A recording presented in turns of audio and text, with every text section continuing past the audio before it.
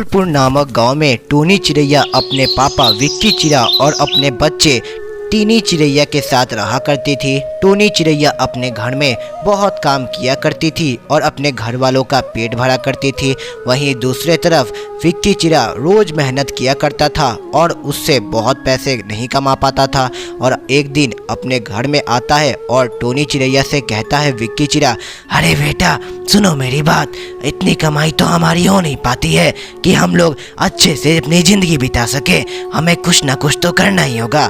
और वहीं दूसरी तरफ टोनी चिरैया अपने पापा विक्की चिरा से कहती है, अरे हाँ पापा, मुझे भी यही लगता है। यहाँ पर मेरी बेटी स्कूल में जाकर ढंग से पढ़ भी नहीं पाती है। एडमिशन तो हमने करा दिया है, लेकिन इसके दोस्त हमेशा इसे बोलते रहते हैं, गरीब की बच्ची, गरीब की बच्ची। और ये सब सुनकर विक्की चिरा कहता है, अरे हाँ वो भी मैं भी सोच रहा था, ऐसे लोगों के घर में काम कर कर मैं ज़्यादा पैसे कमा नहीं पाता हूँ, तो हमें कुछ ना कुछ तो करना ही होगा। और वहीं दूसरे तरफ तभी टोनी चिरैया अपने पापा विक्की चिरा से कहती है, अरे पापा, मैं क्या सोच रही थी ना, जो हमारे गांव में एक जमीन है उस पे मैं खेती शुरू करूं, क्या कहते हो आप?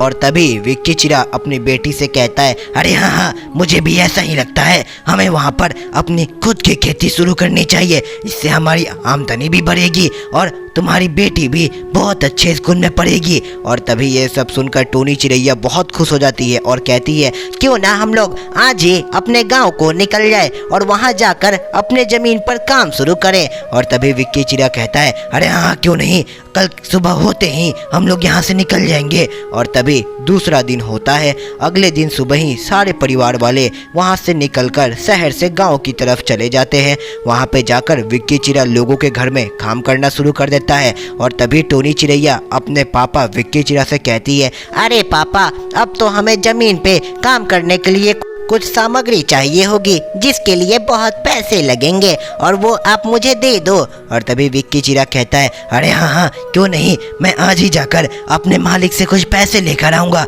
और तुम्हें दे दूँगा। तभी उसी समय विक्की चिरा उड़ते हुए जाता है अपने मालिक के पास और जाकर चील चिरा से कहता है, अरे मालिक, क्या आप मुझे कुछ उधार पर पैसे दे सकते हो, मुझे बहुत ज़रूरत थी पैसे की। और तभी वो चील चिरा कहता है, अरे तुम्हें किस चीज़ की ज़रूरत पड़ गई पैसे की, अभी तो तुमने काम शुरू ही किया है और तभी तुम्हें कर्ज भी चाहिए, ऐसा नहीं होता यहाँ। हाँ मैं एक बार बता दे रहा हूँ। और तभी ये सब सुनकर विक्की चिरा बहुत उदास हो जाता है और कहता है, अरे मालिक, मुझे बहुत ज़रूरत थी मालिक, प्लीज़ आप मुझे दे दो मालिक। लेकिन विक्की चिरा की बातों को सुनकर चील चिरा उसे और डांटता है और उसे बहुत डांटता है और कहता है, अरे काम करना है तो करो, वरना कल से मत आना, हाँ नहीं तो चलो निकलो यहाँ से। और ये सब सुनकर विक्की चिरा बहुत उदास होता है और वापस अपने घर पर आता है। आकर जैसे ही आता है तभी टोनी चिरैया अपने पापा विक्की चिरा से पूछती है, अरे पापा क्या हुआ, आपको पैसे मिले कि नहीं? और अपने पापा का ऐसा लटका हुआ मुंह देखकर वो समझ जाती है और कहती है, कोई बात नहीं पापा, अगर नहीं मिली तो कोई बात नहीं, हम लोग कहीं और से देख लेंगे। और ये सब सुनने के बाद विक्की चिरा खुश हो जाता है और अपने काम में लग जाता है। वहीं दूसरी तरफ अगले दिन विक्की चिरा जब जा रहा होता है अपने खेत के पास से, तभी वहाँ पर एक बूढ़ा व्यक्ति गिरा हुआ होता है। वो जाता है उसके पास और बूढ़े चिरा को उससे मदद कर कर उठाता है और वहीं से उसे निकालता है। और ये सब देखकर बूढ़ा चिरा बहुत खुश हो जाता है और कहता है, अरे तुम कौन हो, तुमने तो मेरी बहुत मदद कर दी। और ये सब देखकर विक्की चिरा कहता है, अरे नहीं नहीं, मैंने तो बस इसलिए मदद किया क्योंकि ये मेरा फर्ज है और लोगों की मदद करना मेरी आदत है। और तभी ये सब देखकर वो बूढ़ा व्यक्ति उसे एक वरदान देता है और कहता है, तुम्हारी खेत फले फूले और तुम बहुत आगे बढ़ो। और तभी वो वहाँ से गायब हो जाता है। ये सब देखकर विक्की चिरा को कुछ अजीब लगता है और तभी वो अगले दिन अपने घर चला जाता है। जैसे ही जाता है तो वो टोनी चिड़िया से कहता है, अरे टोनी, जल्दी से तुम जाकर जरा खेत देखा रहो, वहाँ पर आज हम लोग खेती करेंगे। और तभी टोनी चिड़ैया कहती है, अरे पापा क्या बात है? तभी टोनी चिड़ैया निकल जाती है और जैसे ही वो अपने खेत के पास जाती है तो देखती है उस कि सोने की बर्फी के बहुत सारे पेड़ आ चुके हैं। और ये सब देखकर टोनी चिड़ैया अचंभित हो जाती है और सोचने लगती है, अरे अरे ईश्वर, ये क्या हुआ, हमारे खेत में ये सोने की बर्फी की कैसे पेड़, हाँ हम तो अमीर हो गए। और तभी से उन लोगों का समय बदल जाता है। ये सब देखकर विक्की चिड़ा समझ जाता है कि ये सब मेरे मदद करने का फल है और वो बहुत खुश हो जाता है और अपनी बेटी से कहता है, अरे बेटा हमेशा किसी की मदद करते रहना इन पैसों से। हाँ। और तभी स्टोरी की एंडिंग हो जाती है। अगर वीडियो पसंद आया हो तो वीडियो ताखापुर नामक गांव में मोटू चिड़ा रहा करता था। उसके साथ उसके 3 बच्चे रहा करते थे, जिसमें कि एक का नाम टुनटुनी चिड़िया था और दूसरे का नाम टिन्नी चिड़िया, और उनका एक भाई भी था जिसका नाम विक्की चिड़ा था। मोटू चिड़ा बहुत ही ज़्यादा मेहनत किया करता था और अपने मेहनत से अपने बच्चों का पेट पाला करता था। रोज़ सुबह उठकर अपने खेत में जाकर काम किया करता था, जिससे कि उसकी कुछ आमदनी हो जाती थी। जहाँ पे मोटू और उसका परिवार रहा करता था, वहीं पर उसके बगल में मौसा और मौसी जी रहा करते। पतलू मौसा तो बहुत अच्छा था, लेकिन जो पतलू की पत्नी थी वो तो बिल्कुल ही प्यार नहीं किया करती थी मोटू के बच्चों से।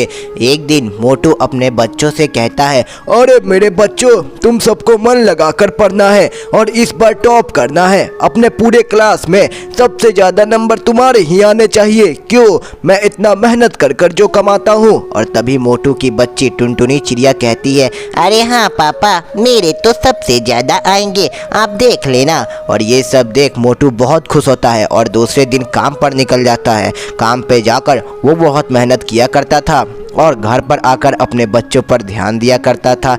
मोटू के बच्चे दिन रात पढ़ा करते थे और ये सब देखकर मोटू बहुत खुश हुआ करता था। लेकिन वहीं दूसरी तरफ पतलू की पत्नी ये सब देखकर पति से कहा करती थी, अरे मैं तो इन लोगों को कभी भी पढ़ता हुआ देखना ही नहीं चाहती। ये लोग हमारे बच्चों से आगे कैसे पढ़ सकते हैं?